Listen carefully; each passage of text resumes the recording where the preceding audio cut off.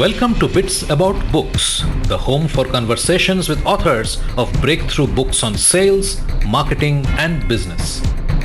Founders, entrepreneurs, and individual professionals, we all need to keep track of ideas that are helping create our today and tomorrow. Bits About Books will strive to find those books and speak to their authors, go behind the scenes and understand what inspired the authors to write the books that they did and how they went about doing so.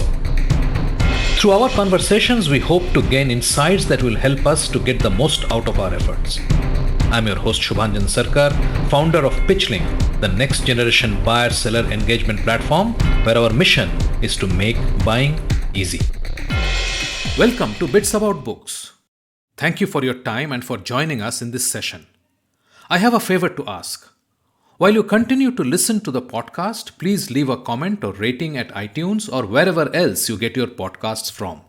I personally look at each comment and will give you a shout out to each of you in our following episodes. It means a lot to hear from you. Our guest today is Fred Copestake, author of the book Hybrid Selling: How Salespeople Can Use a Complete Approach to Drive Opportunities in the New World of Sales. What I got worried about, so I sort of have seen quite a lot of salespeople who their way of selling is almost like the equivalent of tapping on a drum, a single drum with a single stick, which has been good enough. They've kind of been okay with it. However, if you look at it, really, that is not a great performance compared to if you've got a big drum kit with all the different sized drums, you've got the cymbals, you've got the different things that you can hit and play as and when it's needed to bring that performance to life. And so that's what we're doing with the Evolve framework. It's like, you know what, to be successful now and going forward, we have to have access to this full drum kit, this full set of sales skills, and be using all of those going forward. Fred Copestake is a consultant, trainer, coach, and an expert helping sales professionals around the world to improve their performance and unleash their full potential. Fred has worked in more than 35 countries, delivering projects that range from implementing a European academy for a leading beer brand, developing sales skills in the Middle East for global healthcare companies, and introducing account development and sales leadership models in Latin America and Europe for IT and engineering multinationals. Always focusing on the desired outcomes, Fred coaches his customers to build mutually beneficial relationships with their customers and increase revenue. Now, on to this great episode with Fred Copestake, author, Hybrid Selling. Fred, welcome to Bits About Books. I'm thrilled to have you with me again. And, we have spoken in between a couple of times, but I'm really so happy that we are talking about your new book today. But before we get into that, tell us a bit about what happened since we last met. And I mean, of course, everybody knows what happened in the world, but what happened to you and how did you cope and what's going on? Well, look, you know the drills. Remember what I said last time? I've been in this game quite a long time, sales trading. I've been around the world a load of times, worked in 36 different countries, trained over 10,000 salespeople. And it was because of that I could start to identify what the challenges that salespeople have. And thought, right, okay, well, I can do stuff about this. I'm training, but if I can put it into a book, I can reach more people. That's why I wrote book one. And that's me, set up for life. Super. There we go. I've now got that book. I can build all my training around it. Happy days. Launched in 2020. Right. 2020 had other plans. But what I would say is, on the serious side, what I wrote about there and those challenges, they still exist. They still absolutely exist. And salespeople need to address those and to be able to be competent and good at the way that they deal with professional selling. However, what pandemic's done, I believe, has layered on another set of challenges. And this is broadly to do with the fact that what it's done, it's sped up some of the changes that were going to happen anyway. So we could see some certain things down the line, but actually what it's meant is, you know what, we now have to do this at this moment in time, and certainly get ourselves prepared for where we're going in the future, because the speed of change is not slowing up. Right. Absolutely. So let's transition into the book. When did you decide that there is a need for a new book on hybrid selling? Yeah, I mean, So I looked at kind of what was going on and thought, you know what, people are talking about hybrid, they're talking about virtual, people are now starting to talk about machines doing things. There's quite a lot of confusion going on. And this is just this people trying to make sense of this difficult situation that we're in. And I thought, okay, well, how can I help people to make sense of this? Well, actually, how can I help myself make sense of it? It's probably the first thing that I was doing. Okay, right, I can see it like this reasonably clearly. Okay, well, that's good. That's useful for me. I test drove this with a couple of people. They're like, actually, that's really helpful. It does it makes sense, and it's helping us make sense. So then I thought, well, look, what I need to do then is I need to commit to getting this stuff out as fast as I possibly can to help people, because there are some salespeople, if they're not responding to this and they're not developing, they could render themselves irrelevant. And I really don't want that to happen. So that's why I thought, you know what, I am in a position where I can do something here. So I just really knuckled down and turned it around quickly because it needed to be out there. Right. So tell me, when did you start writing it? How long did it take you to do it? How did you go about structuring it? What were the points that you thought need to be accommodated inside this book so that it actually does what you just elaborated on? Right. So I wrote it in 3 months. Really? Yeah. It was proper nose to the grindstone. And that was by having real discipline in giving myself a writing time. So getting up every morning, 5 o'clock, giving myself an hour and a half, pure writing time, nothing else. Then I'd go off to the gym. Then I'd have my normal day, which, as you can imagine, was pretty busy because people were trying to get their heads around how can we adapt to sales. But I thought, look, this I need to do this. I had a structure in mind, as in the framework for what salespeople need to get their head around to make sure they do have this hybrid or complete approach to the way that they're going to manage themselves and the way they operate. So it was building it around that. But what I wanted to do this time was just change up a little bit how I structured the whole book, and I wanted to lead with a story. So it's got 3 parts to it. The first is a story of Harry and Larry. So these are 2 sales guys that are going through a bunch of problems. We could probably guess where those problems came from.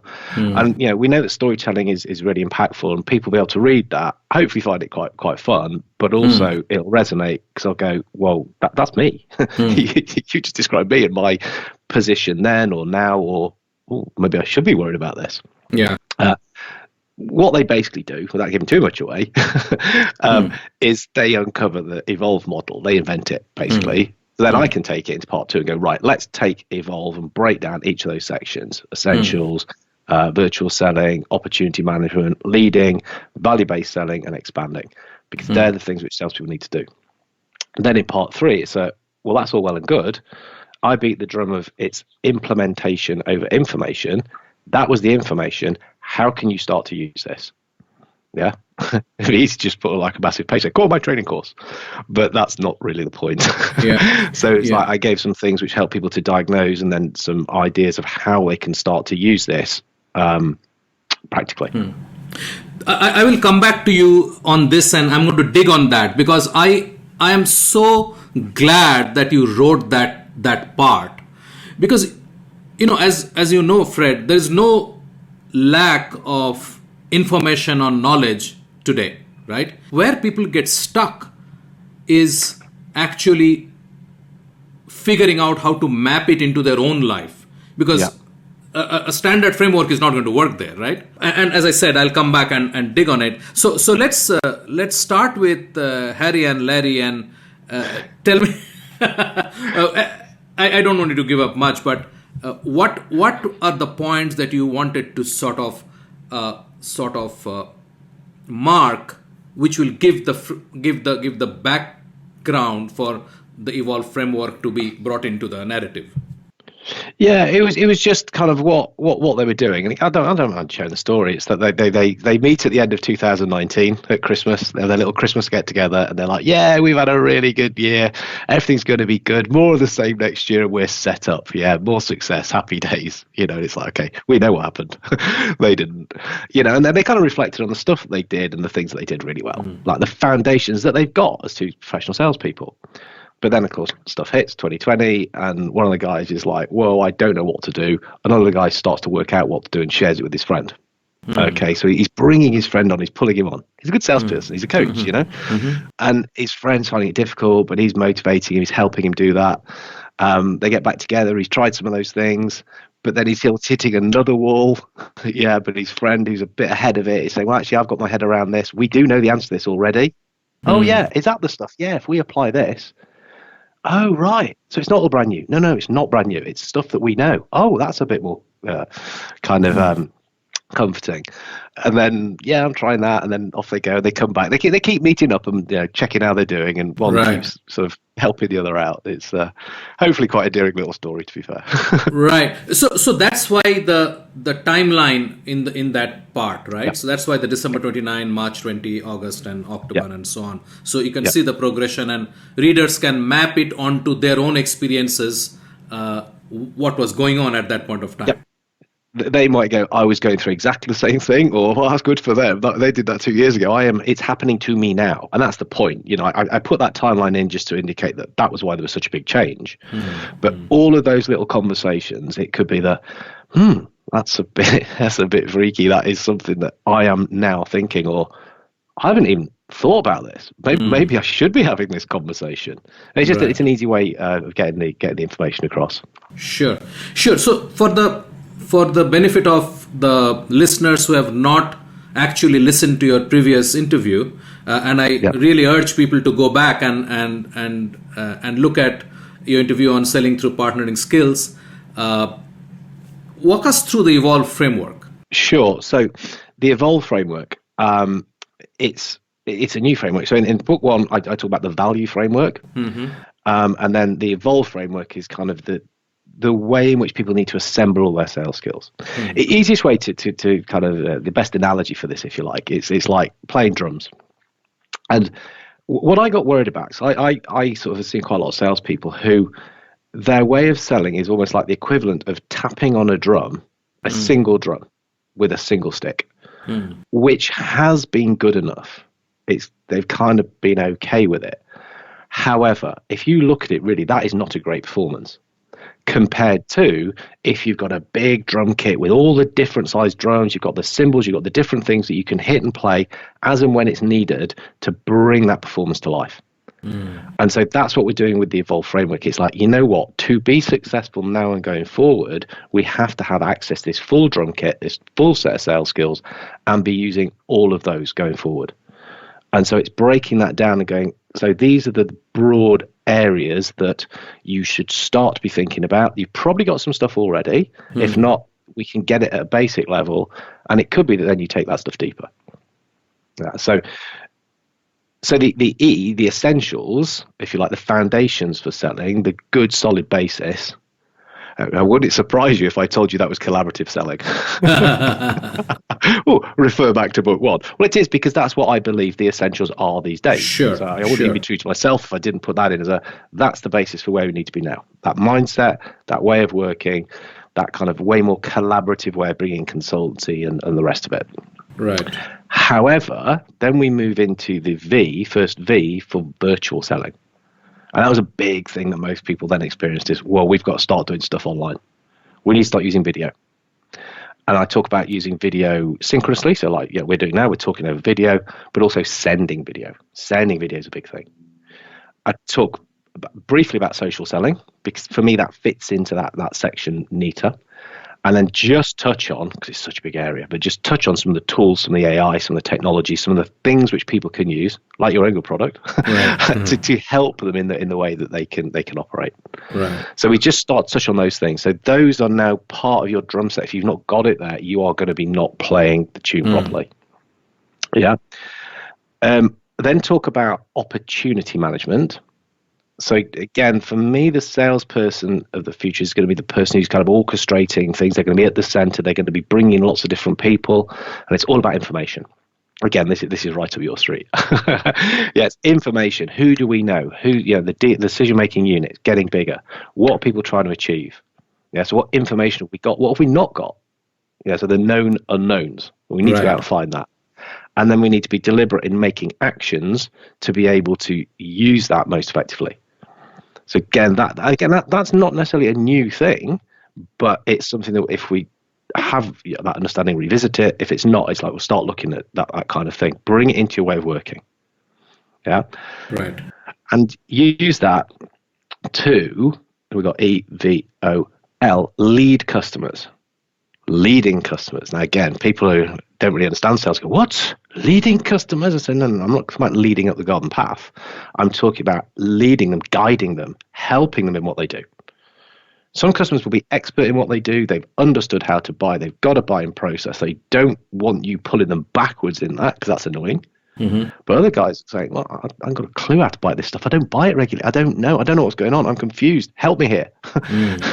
We're in a time of volatility, uncertainty, complexity, ambiguity. Help. Yeah. Right. The salesperson can add value in the way in which they work with somebody. It's actually not the product, not the service, not the stuff they're selling. It's how they help people think. So you can lead them. Okay, we talk about some of the ways to help that. VUCA, that I just mentioned, is one of them. Understanding VUCA. Right. And then we need to understand value selling. Again, it's stuff that's been around and talked about for a bit, but I'm not convinced people do it well. I think too often people turn around and go, right, I am going to tell you what your value is. This is where you will get value from me. Because my marketing department has said so, and that's what other people have. That's value. There's my proposition. Take it. No. We need to work with people to understand what value is for them. It's kind of this mutual discovery type thing. Yeah. So we need to understand that. So again, there's a section in on that. How do we do it?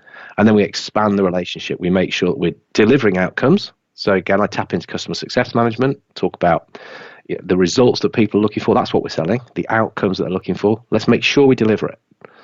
Yeah. So again, elements of key account management come into that. And even self-management, just making sure you look after yourself to be in the best possible position to do all this stuff. Because as I'm going on, it's a lot of things. And yes, it is. That's where I think professional selling is going. Sure. And I think it as you are explaining it to me, I can see how tightly integrated these bits are. I mean, although you are dealing with them in separate chapters, but there is a very tight relationship between each of these, and they flow extremely nicely from one stage to the next. So that brings us to the last part of the book, and which we spoke about a bit, and I'm really keen to delve into what made you actually write that and how you have treated it. Because as I said, there is no dearth of information, right? The problem is we have so much information, we really don't know how to. I mean, implementation is even later. I mean, we don't even know. Oh, I know it makes sense, but I know what to do with it. Yeah. I don't know. Yeah, well, I'm a trainer, right? So that's my job, is to get people doing stuff. Right. Brindis as a mantra: think, learn, do. Yeah. And what I say is actually the thinking bit I'll do for you. That's why I write the books. That's why I will collate the material that's going to be most relevant for what we're trying to achieve here. Learn, well, okay, I'll use my experience in learning, and sort of even that's developing now. Having better ways in which we can deliver stuff. But you've got to do it. But I'll give you every possible way to be successful in the way that you implement things. So for me to write a book just with info in, it goes against everything I say. Because again, I've got a couple of mantras. Think, learn, do is one. Implementation over information is another. So I've got to practice what I preach and put something in there so that people can start to use it, and they can start to go, hey, this is good, it's interesting, it's fun, but it's relevant as well. And I am starting to take stuff, and I can. So that's why I put in the assessment, because the best place to start to implement stuff is work out where you are now. And then hopefully people want to be as best they can. So if they sort of do the assessment and it works out that, okay, that's where you are pretty good already, you get it, here are bits you're scoring lower, maybe think about how you can up the scores on that, refer back to that chapter, you do some of these things, take it, start to apply it. So people have to do something at the end of the day, but let's try and make it easy and clear what it is that they need to do. It's time for a short break. Stay with us. After the break. Where I get a little bit annoyed is that people say, hybrid selling. Well, that's kind of when you're working virtually, isn't it? Well, no, because that's virtual selling. It's already got a name. It already is a thing. It's part of it, an important part of it. We've mentioned that. And then the other thing, which seems a bit silly, is that people kind of go, hybrid. Well, that's because salespeople are going to have to work at home. They're going to have to work in the office. They're going to have to work in the customer's premises. They're going to have to be out and about. They have to be back. Well, salespeople have done that forever. That is nothing new in the slightest. So let's just stop calling that hybrid selling. That's just selling. But it's the mixture element of it. You are listening to a Business Podcast Network original. Podcasting is the fastest growing content marketing opportunity, which is untapped. We can help you craft your audio strategy and help leverage the wide reach and easy streaming capability that the smartphone penetration provides. It is easy, it is powerful and personal. Talk to us to find out how podcasting can help you build your brand and reach out to your targets like never before. Write to us at bpn@bizcast.in. That is bpn@bizcast.in. Business Podcast Network. Podcasts end to end. Welcome back. I'm Shubhanjan Sarkar, your host for Bits About Books and founder of PitchLink, the buyer-seller engagement platform. Let's dive right back into the episode where we left it. So tell me your thought which made you call this hybrid selling. Is it hybrid between physical and virtual, or is it the methodology, or is it about the new buyer? Where does it actually fit in? Right, I'll give you the official version. I'll give you the petulant Fred version. Please do. So the official version, and again, you don't edit this, keep them all in, is that hybrid is about a mix. It's about mixing things together to make what you do most effective, isn't it? That's how I understand hybrid. So it's hybrid selling, so it's bringing it in. Okay, there's three versions. The commercial version is hybrid is a word that's used a lot at the moment. Okay, right. So it's kind of probably not a bad thing to be calling it that to attract attention. And that, why not? Why wouldn't I? And then the kind of the petulant Fred bit is that people keep talking about hybrid selling, but that's not hybrid selling in my opinion. Right. If I'm going to have an opinion, then okay, do something about it and prove the point. Where I get a little bit annoyed is that people say, "Oh, hybrid selling." Well, that's kind of when you're working virtually, isn't it? Well, no, because that's virtual selling. It's already got a name. It already is a thing. It's part of it, an important part of it. We've mentioned that. And then the other thing, which seems a bit silly, is that people kind of go, "Oh, hybrid." Well, that's because salespeople are going to have to work at home. They're going to have to work in the office. They're going to have to work in the customer's premises. They're going to have to be out and about. They have to be back. Well, salespeople have done that forever. That is nothing new in the slightest. So let's just stop calling that hybrid selling. That's just selling. But it's the mixture element of it. So yeah, a little bit jumping on the bandwagon of the word, but it makes sense to call it that. Yeah, sure. And it's also sort of underlining how you will do it in future, because we do come with mindsets, right? Some people say, "Oh, I don't like to do this virtual stuff because I'm much good at it when I'm pumping somebody's hand and I'm face to face because I can read his reactions better," and so on and so forth. So people have their preferences, right? I think they do. Yeah. I think what the book is going to do is nudge people towards the fact that there is no escaping hybrid selling. If it does that, we are achieving what I want it to do. And that is the point. If you're saying, "Well, I'm not going to do it virtually because I don't like it," okay, you're only going to do part of your job then. That's fine. But be aware you're not doing your job properly, because this is part and parcel of it. Sales is a hybrid activity now, which involves all these elements. Yeah. Again, we talk virtual because that is one that does get a lot of pushback. So I'm not going to plan. I'm not going to use my information. I'm not going to structure it in a way it's going to help me make better decisions. What are you going to do? It's all up here. It's in my head. I've got it. I know what I'm going to do. That's fine. But good luck sharing that with the rest of your team and the rest of the customers' team and all the people that really do need to be involved to make sense of more complicated and complex situations. So again, you're not fully hybrid because you're not blending everything in properly. I'm just going to tell customers what to do. Okay, so you're not going to lead them. You're not going to help them think. Again, you're not doing your job properly. That's kind of what's coming across. But hopefully without being as lectury as I just have. and there's another very important point. Like you began this conversation by saying the pandemic accelerated things that were already going to happen. They might have happened like 2 years or 3 years down the line. But what really virtual selling was a thing because buyers are not really sitting there saying, "Okay, my calendar is open. You salesperson, please come in and fill it up." Yep. That's not happening. That's the truth. The buyer is not. I mean, whether you refer to Gartner, I mean, you have referred to a lot of stuff. So whether you're looking at Gartner or whatever, they're not sitting there trying to give you time. "Oh, I have 5 open slots today. I want to meet salespeople coming or vendors coming and pitching to me." That's not how it's working. So this asynchronous buying Yeah. is about hybrid. It is. We have to kind of move with the times, and the challenges that, I said we layer up the challenges. The new challenges, I think, are customer challenges, like you said. There's the climate challenges, the sales climate, and change itself. In customers, I talk about ABC, advanced, biased, and confused. So customers are more advanced. They're further down the line than ever before. They're trying to self-diagnose. They don't want to talk to salespeople. The information is out there. They've got loads and loads of stuff that they can tap into. Yeah, great for them. Yeah, they also know what they like what they know. They're more biased towards what good looks like. They've got higher expectations. They're consumers as well as B2B, and we've got to work hard to do that. Gosh, buyers are in a great place.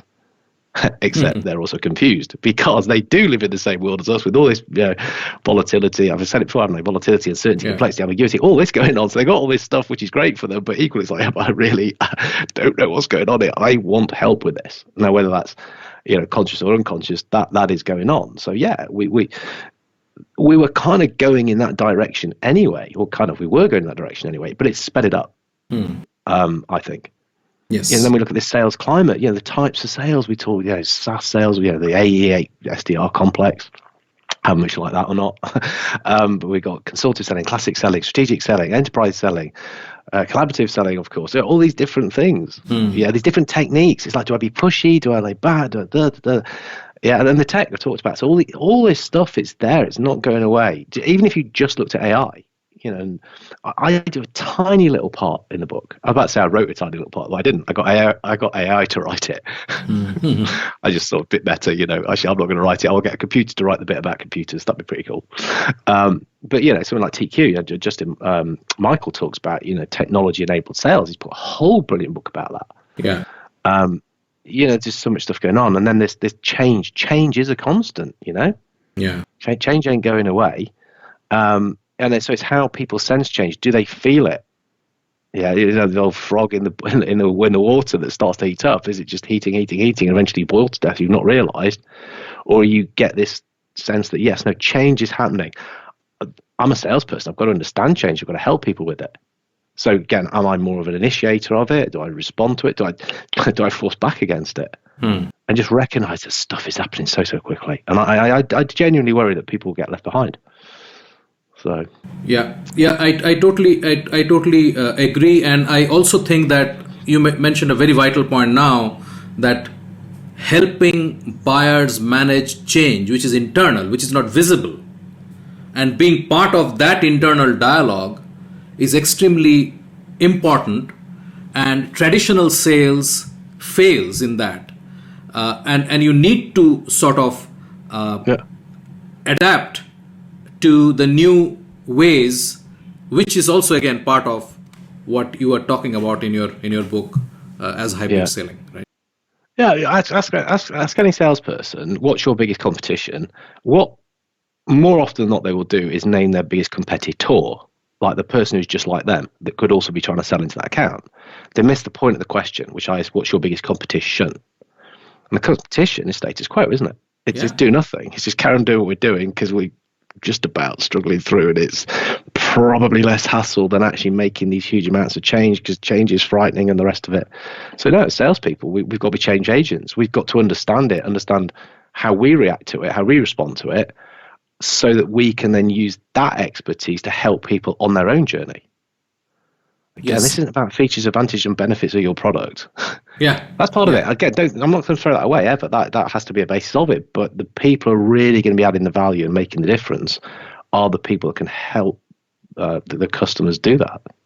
One of the you mentioned Justin Michael and his book, and I happened to chat with not him but his co-author Tony Hughes few months back, and one thing I've been sort of dwelling upon since that chat is that I think there is a big problem in actually starting the conversation. So opening the sales dialogue. What are your thoughts about it?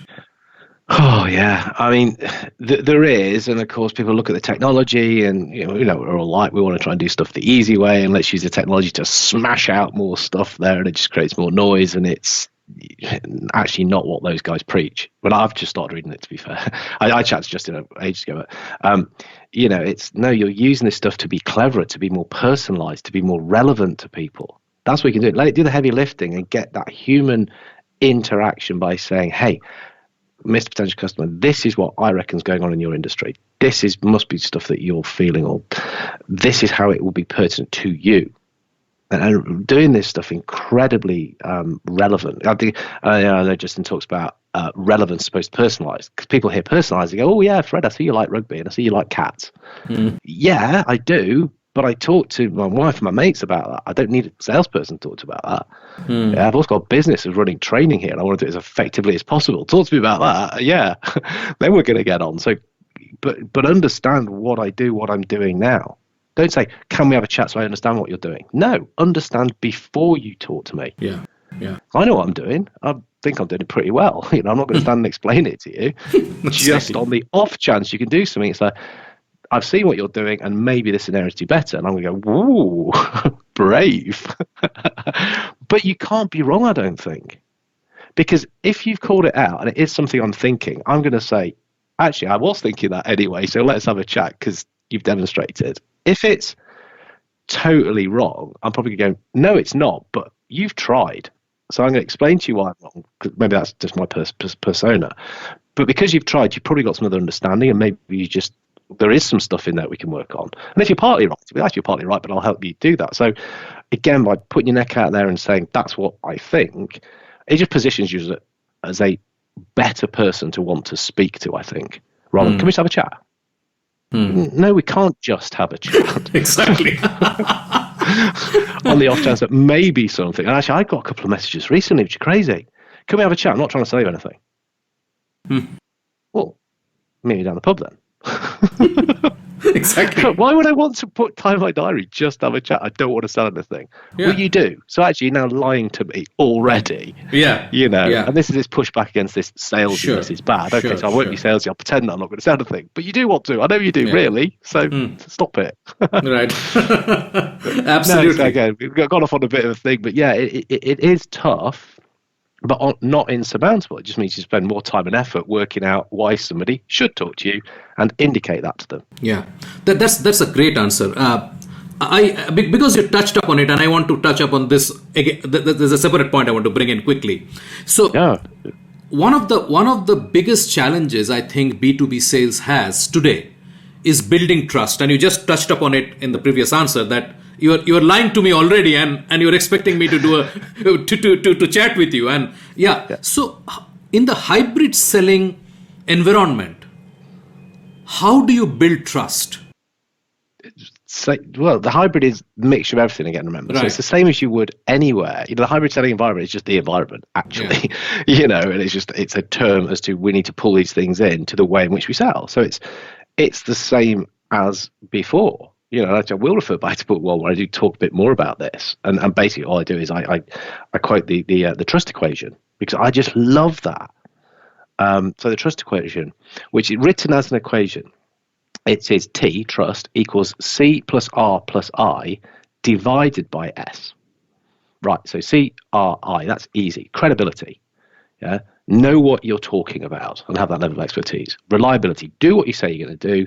Intimacy, be careful with the information that somebody shares with you. Okay, happy days. Not a problem there. No massive surprise. And if any salesperson even needs that explaining to them, then, question why they're in the job. However, the elegance of this is that this is divided by S. And S is the self-orientation. If you're doing this stuff purely for your own benefit, because that's what it says I need to do to be able to get you to buy stuff from me, it will not be as effective. If you're doing it genuinely because I want to work with people that I can help, I can get to the results that they want, I can deliver on their outcomes because it's better for them. And then you will be far more trustable. And by that, I deliberate word. It's able to trust people, and people are able to trust you. So trustworthy. Right. So I just think that's such an elegant way of looking at it. And of course, then it's by having contact with people. You know, people, when they're more familiar with somebody, when they spend more time with them, when they start to feel as though they know them better, are more likely to trust. True. So if you're not using video, if you're waiting to go out and see somebody and now pushing back the meeting till you can actually get face to face, somebody else is talking to them online. And the brain doesn't know the difference between what's live and what's not. It feels that it's met that person. And if you're sending video, again, the brain feels as that person is speaking to them. So sending video, that's almost like the equivalent of walking the corridors. I heard somebody said it. So you can meet other people because they can send you on to other folks. So you're missing a massive trick if you're not using this tech in how we can, continue to build trust in a modern way. Ultimately, it's still humans have to trust, but you can't trust them when you don't know or have any kind of experience of or know what they think, how they speak, what they speak about, what's important to them. So get sharing stuff. That's what I'd say. Yeah, I think this is great, Fred. Thank you so much. This has been a great chat, and I'm thinking, what can I do to get you back on another one? I don't want to wait for the next book, so I'll have to think of something to continue this conversation. I'm sure I'll think of something, but what we want to do again, help people to implement this stuff. Yeah. Is can we share? So if we share a link to a scorecard which I've developed, which is broadly based on the analysis of the stuff that's in the back of the book, it's a shorter version, but it's online. People can fill it in. It's 35 quick questions. That'll give them a report. It's got dynamic content, so it'll give them a report on where they are at the moment. Sure. And then it actually gives some hints and tips as to what they can do to start to develop that. So even without reading the book, there you go. I've just cost myself book sales. What an idiot! No, but again, it's why do I do this? Because another of my mantras is good people doing good things in a good way. And so, anything I can do to promote that, I'll do it. So I'll give you the link to that. Sure, please do that. And any other resources, like you said that you had interviewed a few other guests on your second launch program, which you may want to share. Please do send this in, and I will ensure that they're included in the show notes. And how do folks get in touch with you if they want to, Fred? Sure. No, I'll definitely share that with you. So we on the launch day, I invited each of those areas I explained. I thought, well, I know a bit about it, but why not get people who know a lot about it? Sure. So I interviewed them and get them to talk about each of those elements. Sure. So people who've written whole books on just those segments. I've just took the best bits out. Bits About Books is brought to you by PitchLink, the buyer-seller engagement platform. PitchLink makes buying easy by enabling high-quality engagement between buyers and sellers through its presentation and discussion modules. Sellers create customized sales narratives using sales collaterals and personal videos and reach out to prospects through a non-intrusive, buyer-qualified engagement. PitchLink requires no installation or download and holds the entire repository of sales collaterals and buyer-seller conversations. Talk to us to know more about how you can engage with customers without intrusion. Call us on 99021 631 32. But if people want to get in touch, discuss this stuff more, LinkedIn. LinkedIn is the best place to do that. Mention that you've heard this podcast. Reach out with questions. Just say you liked it. Say if you didn't like it. Say the stuff that you disagree with. I mean, that's good feedback. It's great, isn't it? So, sure. That'd be definitely the best way. Sounds great, Fred. Thank you so much for joining me again. No, it's an absolute pleasure. Thank you for asking me. We have a fantastic lineup over the next couple of episodes with great conversations on breakthrough books with Julie Hansen, Andrea Walls, Amit Agarwal, and Mike Kunkel about wonderful books they have written. Subscribe in your favorite podcast app so you do not miss a single episode. Thanks for listening. Thank you for being with us today on Bits About Books, where we talk to authors about breakthrough books on sales, marketing, and business. We hope this conversation helped inform and motivate as we all navigate a rapidly changing business environment. For us, these are enlightening conversations enriched with knowledge and expertise. We encourage you to go out and buy the book to learn firsthand and implement some of the great ideas we discussed today. We hope to have you with us again in the next exciting episode of Bits About Books. If you liked what you heard, subscribe to the show in your favorite podcast platforms like iTunes, Google Play, Spotify, or wherever else you get your podcast from. and give us a rating while you are at it. This Bizcast original podcast is produced for PitchLink, the next generation buyer-seller engagement platform, where the mission is to make buying easy. Hosted by Subhanjan Sarkar and produced by Rajiv Aditya. See you next time and have a wonderful day.